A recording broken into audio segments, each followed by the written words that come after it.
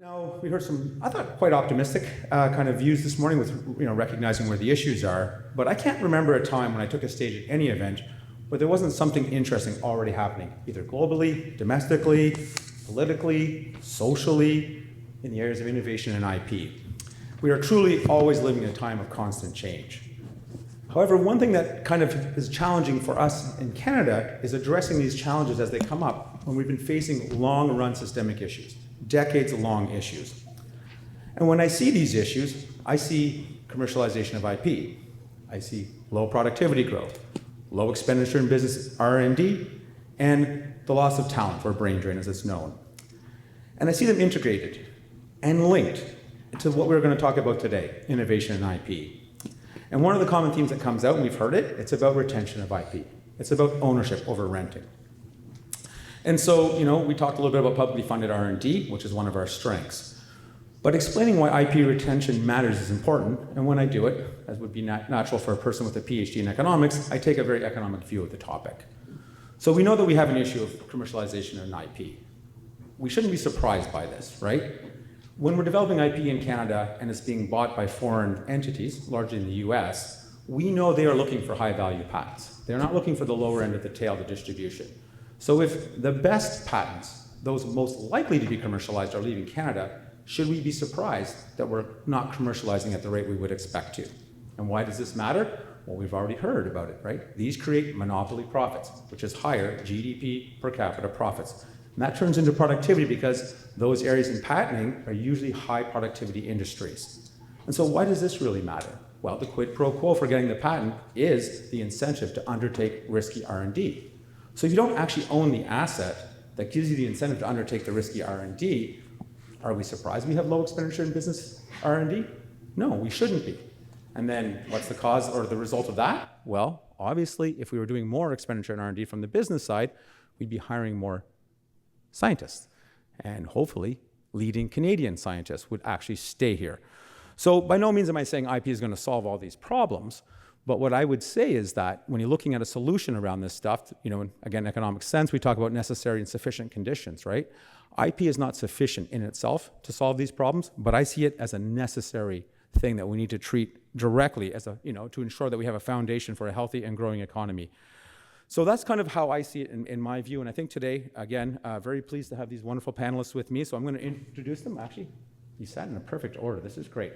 From left to right. So first of all, I'd like to welcome Jesse Vincent-Herscovici. He's the president and CEO of Axelys, Quebec's organization dedicated to transforming public sector research into high-impact innovation. With nearly 2 decades of experience at the intersection of academia, government, and industry, he has led major strategic partnerships across Canada, including key leadership roles at MyTax. Elysa Darling, next to him, is the CEO of Digital, where she drives operational excellence and strategic growth across the organization. Under her leadership, the company has accelerated the commercialization of technologies that are bridging the gap between research and real-world adoption.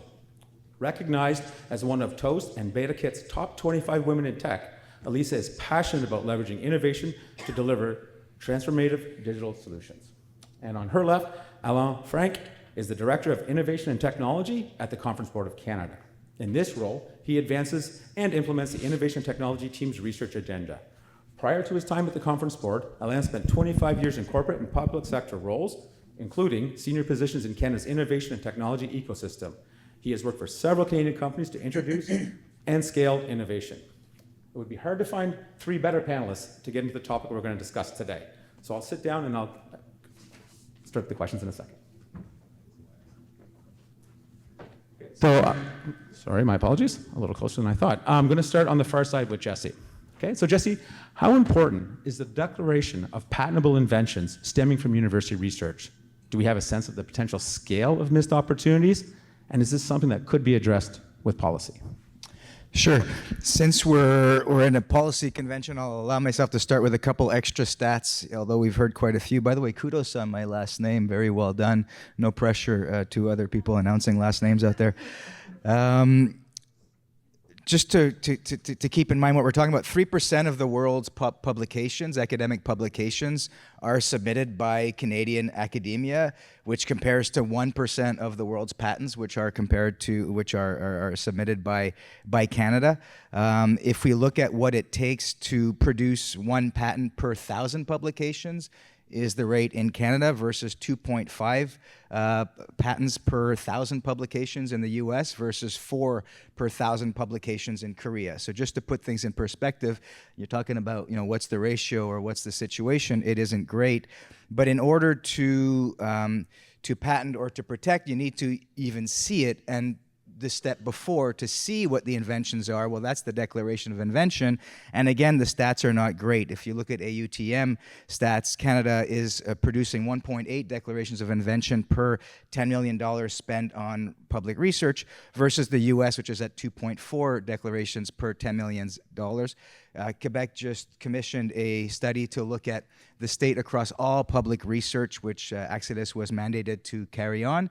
Without going into the details of it, it confirms the stats that I just mentioned. So we do definitely have a pretty major problem, and it starts well beyond or before the patent protecting piece. We don't even know what's coming out, generally speaking, and therefore it's hard to make a decision of what we're going to do with that invention after we have it. So it's been, this problem has been linked to both cultural and structural challenges. The cultural pieces, I think, are very hard to separate from the structural pieces. It goes back to what Jim was talking about in the industry. We have underspend in R&D in industry, but that's not just because they don't want to. It's possibly because the paradigm they're in makes it not necessarily a good idea. When you ask researchers in Canada what is keeping them up, or you ask a dean what they want to hear from their new professor, what they want to hear is that they're getting good teaching grades, or their scores are up for the teaching because number of students is what they're being generally paid by for the university, that they're publishing quickly, and that they're able to go get tri-council funding. So that is the trinity that they're going after. Declarations of invention, supporting entrepreneurship, that's a nice to have, no one's against it, but that's not really competing on that list of priorities. So what do you do then looking at cultural changes? Well, can you diminish that barrier of entry? So one of the things we did in Quebec government invested in a centralized expertise poll, which all universities and public research have access to. So they're getting 80 cents on the dollar that they're contributing. So that high cost upfront with the high risk is being shared with the province, and expertise resources are being given. One of the things we did was create a team on the ground who live in the universities, the public research centers, who live with the researchers and are just spending their time having coffee, asking what they're working on, to try to diminish that barrier from a declaration of invention. When you need to start to argue over who has percentage of ownership, maybe the discussion starts even before that. So I talked about it starting before the patent. There's a declaration. Well, before the declaration, maybe we just get a feel for what you're working on, and then can help to advise the researcher, is it even worth going on to looking at a declaration, or should you just publish it, which has its perfectly valuable channels as well. So we've created a new step before the Declaration of Invention, which we call the signaling of an invention. So it's even easier. It comes down to a 15-minute conversation when you capture the major pieces of what that invention is, and then is even worth the time to go and compete with those 3 other priorities that researchers have. What we've seen over the last 4 years is a 50% increase year over year steadily on those initial pre-evaluation signaling. And then we've seen a 15% increase year over year on the actual declarations of invention. So it is possible to move the needle, but it will take a long time because we're coming from very far, as per the stats we shared before, which opens the door to the other piece, the structural piece.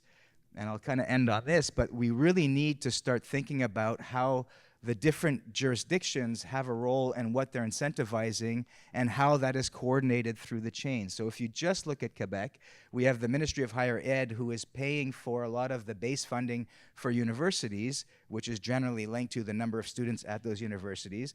We have the Fonds de Recherche du Québec, the research fund, which is paying for a lot of the operational expenses and the infrastructure.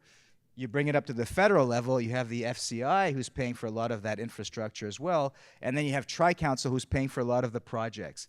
So if that isn't all fairly well coordinated, it isn't a coincidence that our researchers who are not being incentivized across that chain to declare the inventions and then spend a lot of their time, and then the institutions to spend their money to come and take the risk upstream, if that ladder, if that chain of value is not really clearly coordinated, then it becomes really up to the researchers' goodwill who believe in it or happen to have stumbled on this way of doing things to make it happen. So is it really a coincidence then that we see the numbers that we see right now, given the current paradigm we're in? I don't think so. I think it's actually a very natural solution.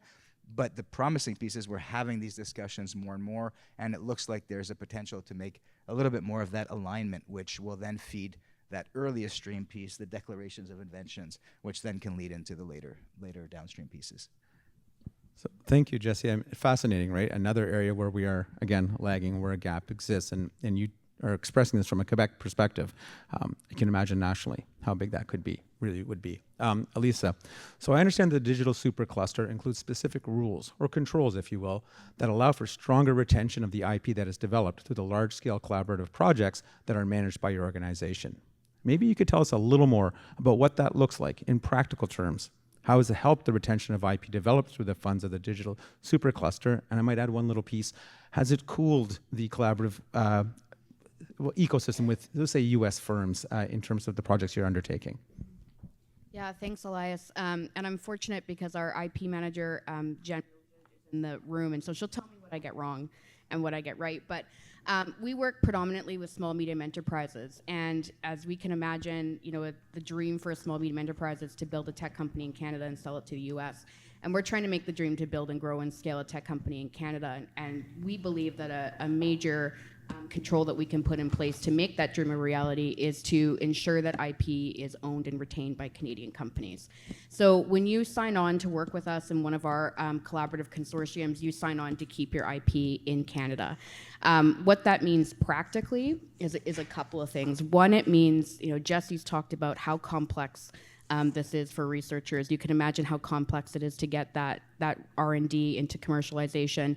It's about capacity and education, and that's one thing that we provide as a cluster to our member companies. Jen and the rest of our team work very hard to help SMEs understand the power of IP, how to identify it, how to commercialize it, how to manage it, and how to manage their data.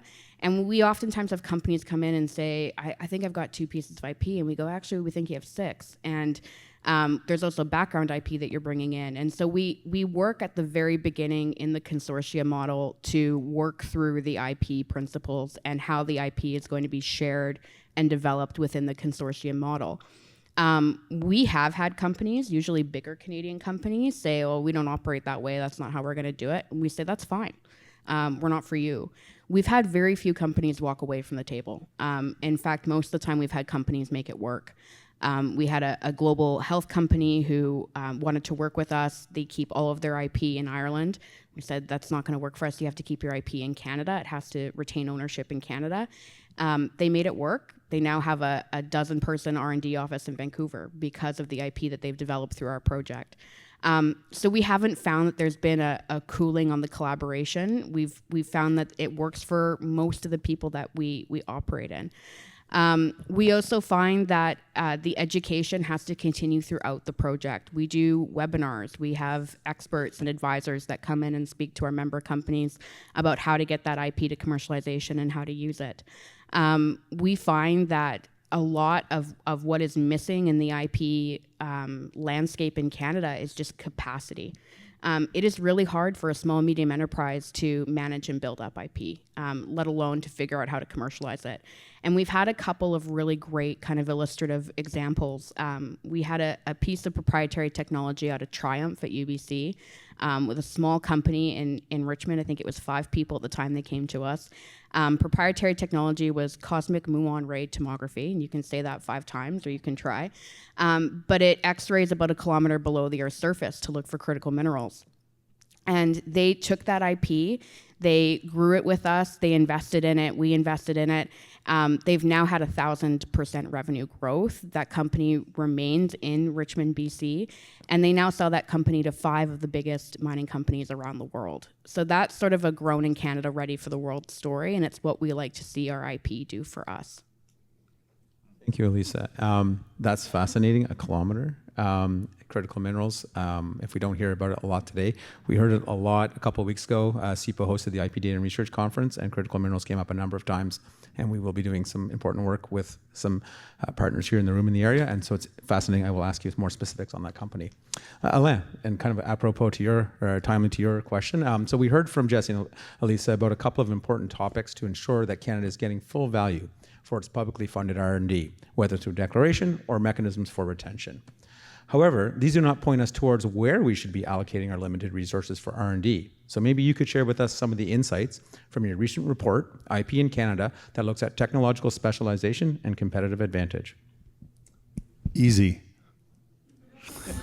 Really easy.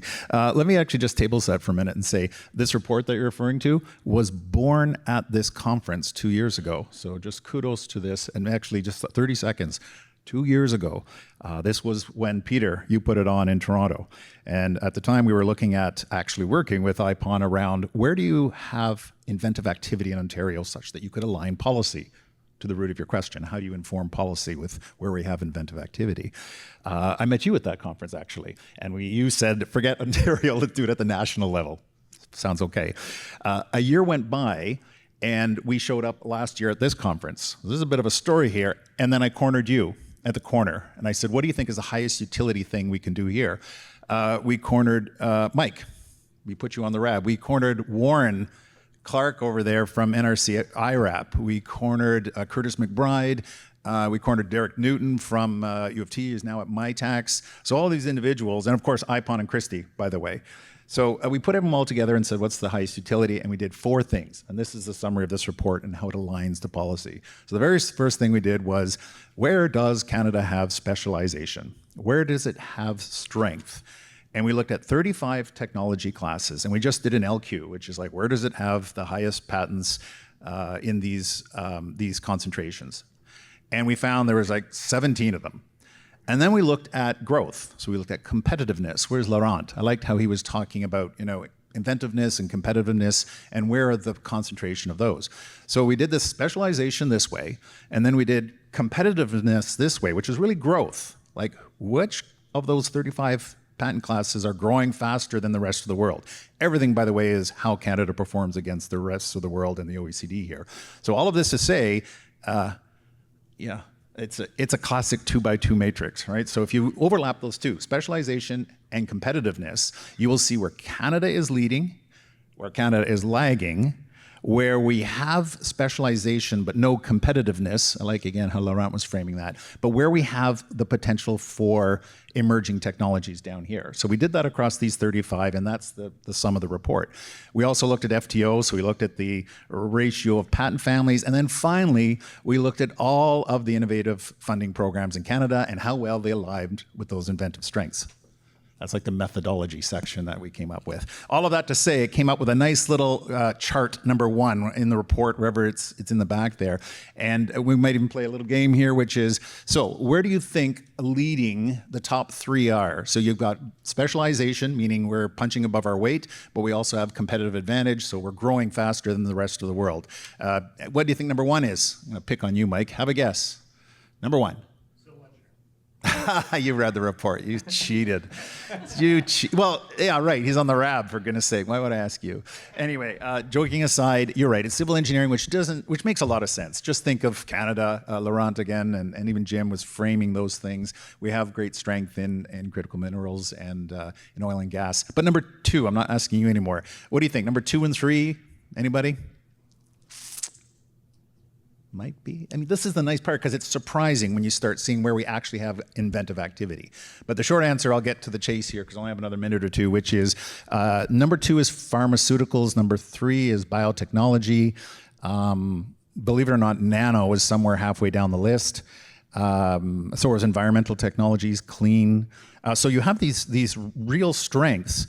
But what's more interesting is where we're slipping, or where we have specialization but not growth or competitive advantage. So again, back to Laurent, I'm shining his apple today in terms of his comments, which is we have these great strengths in resource sectors, but we aren't growing at that rate. Frankly, even digital, we have great specialization in digital, but when you compare ourselves as Canadians against the rest of the world, we're behind. So that's actually a nice rallying point from this, is we have potential, but we're behind. So the policy argument, as I'm finally getting around to your question, is you have to, I don't want to be glib about it, but you have to double down on where you have strengths. So clean technologies, life sciences, you kind of heard was some of the technology cluster classes, and environmental technologies.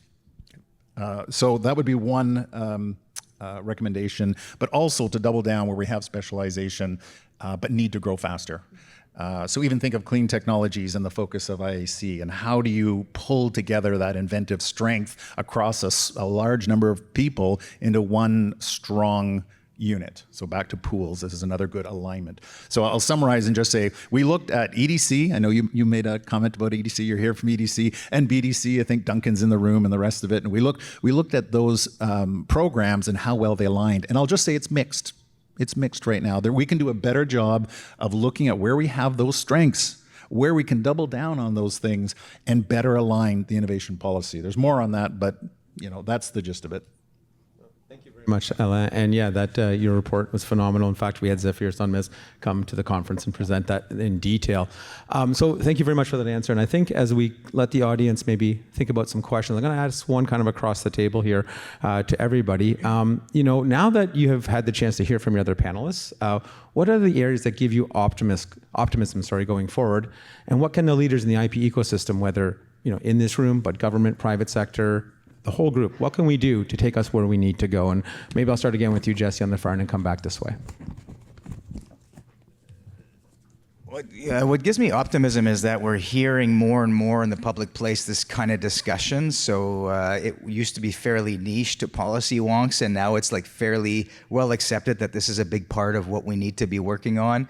What gives me hope is that even on the public research space, we're no longer hearing this false dichotomy between fundamental research, applied research, and transfers. We understand that this is like normal, that it all be a part of it. But the next step is, can we fluidify that pipeline? Can we fluidify that chain so that all the pieces fit together, so that a declaration of invention or a patent transfer or supporting a startup is worth as much, maybe even more, than a publication. So that's like the piece that we need to get to, but we're at least having these discussions and the false dichotomies are a little less present. I think what gives me hope is seeing digital's IP approach to saying, hey, if Canada's going to fund this and public dollars are going to fund this, we're going to impose that the IP stays in Canada. We need to be careful how we do this. We can't hamstring our companies either and our entrepreneurs. So there is a balance there to get, because we need to compete globally and we don't want to limit options. But at the same time, can we believe enough in the fact that if we're going to invest in it in public dollars, we need to see ROI? So the fact, again, that these new processes are taking place is hopeful. Some of your stats are very interesting. But again, back to the structural piece, can we make sure that it's no longer goodwill, that it'll trickle down from good research into innovation, but that we invest as much in that middle piece as we do in the front end, that fundamental research? So that's a piece that we need to really tackle. And I think the budget we saw approved yesterday has a lot of elements which could be very promising and gives me hope that we'll tackle these more structural pieces. It's not a lack of will of innovation, but we do have to purposefully put in place the pieces so that the mechanics interlock.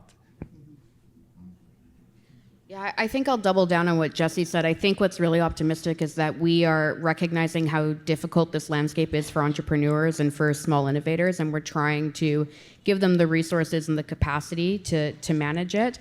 I think that this budget was a very positive one, and we're going to see big dollars flowing into sectors like AI.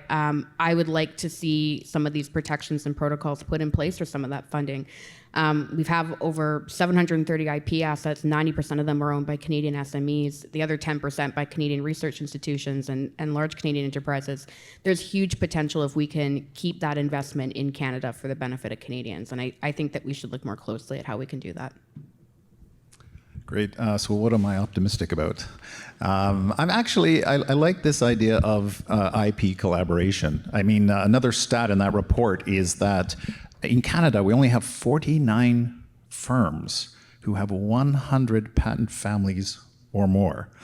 And when you compare that to the rest of the world, as is what we do, if Canada adopted the same ownership structure as the rest of the world, we would have been at 168. So we're currently only at, 60% of that or so. So the idea of pooling ourselves together and focusing on particular, I'm pointing at Mike here, but getting a collectives together and focusing on areas where we have that emerging strength. One final thing, which is I've scaled a few companies, seen that movie, but I spent 10 years at the University of Waterloo at the Mike and Ophelia Lazaridis Quantum Nano Center.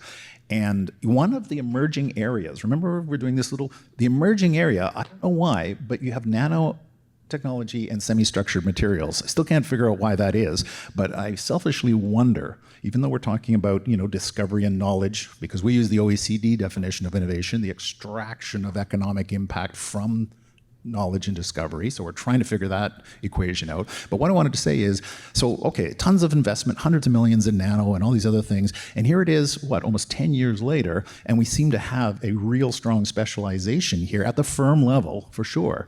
So, don't throw the baby out with the bathwater. There's still a tremendous amount of power in that research that we have. And you can see it, but it takes a long tail to see it in the economy at the firm level. So it's a complicated road. But I think we have the capacity to get there. That's what we see. So thanks, panel. Before a question, I just want to note, what I find really fascinating here is, again, education and awareness becomes fundamental to what we do. It really does. And also seeing intellectual property as an input and not just an output of an innovation system. And so I defended my thesis 10 years ago, and I got challenged on that, right? R&D, then it's a patent, it's output, and then it's done. No, right? It's a continuous. So I think educating people really from the very beginning of the declaration, Jesse, to keeping it here and to understanding where we go, Alain, is very important. So I think I'll open up now, and I see we've got at least one person on the right here. Go ahead, please. Maybe a little bit more of a comment, and thank you for, what a great panel. Alain, I guess we spoke about the report, and it's sort of a part one. I think you're planning to do a part two, is that right? You're planning to do a second part to revise the report? Correct. Because one of the things that we spoke about is, in terms of the data, is bisecting that so that we understand what is truly owned by Canadian firms and what is actually being licensed to non-Canadian firms. So it's great that we're accumulating all this data in IP, but we really need to understand what is a Canadian firm. A Canadian firm is not a Microsoft Canada or a Huawei Canada, some kind of subsidiary. It's a CCPC, a Canadian Controlled Private Corporation, a headquartered company here in Canada. So when we are analyzing the patent data, we do need to be looking at what is actually owned by Canadian firms that are domestically headquartered in Canada. And the other thing we need to look at is when we look at university patents or institutional patents, we need to look at the licensing, because we need to see who are they exclusively licensed to, because in a lot of cases, it may be owned by the university, but as we were looking at, I was presenting yesterday to the Conservative Caucus, we were looking at a bunch of patents between universities that are co-owned with Huawei, actually as recently filed as just a few months ago. So we do need to be looking at ownership more closely, and then we need to be looking at the exclusive licensee of that ownership of those university patents. Because I think what we'll find is actually, when we look at the numbers, it's actually worse than what we think, because we're not accounting for the fact of what actually is a Canadian firm. I think that's going to be phase two of all the data that we're accumulating, is to really look deeper into it. So that's more of a comment. Natalie, always spot on thinking. Your thinking's really strong there. So we encourage and welcome you to join that next phase as well as, so we're going to look at the firm level. We'll probably look at, I think, is Dave Durand in the audience? We'll be at 4PIC in 2 weeks, and we'll probably do a deep dive on defensive technologies as well. So we'll start bifurcating and separating it, but 100% on point, Natalie. Wonderful point. Elias, can I answer to that comment if possible? 100% agreed, and we often say yes, but it's because our Canadian companies don't do as much R&D and don't invest in intangible assets. We just pulled our numbers last month. We transferred 89.3% of our technologies from Axelys to Quebec SMEs, to domestic SMEs. So it is absolutely possible, but it may take a little bit harder, and you need to prioritize it, or no, that's not the lowest hanging fruit at the transaction. Exactly. I've worked with many universities. My anecdotal experience as a patent lawyer is that our domestic firms have a very hard time getting in with our institutions, because a lot of the foreign multinationals are multi-year projects. So how does a startup who wants to do maybe a one-year project or an SME here in Canada, how do they get into our institutions when our top minds are locked up with projects for multi-years? So we do need to shift the funding buckets. We need to move I think we'll try to share the stage a little bit, or just another question. But just, Natalie, thank you again. IP ownership, I think for those that were at the conference, heard me kind of maybe make a stump speech there. But one of the interesting things for me is that IP ownership of record is not a thing in any country around the world, yet we want it to be treated as an asset. We can figure out who owns what cars and what houses, but we can't actually look in a objective database and say who specifically owns what, and that's a bigger issue because it is international.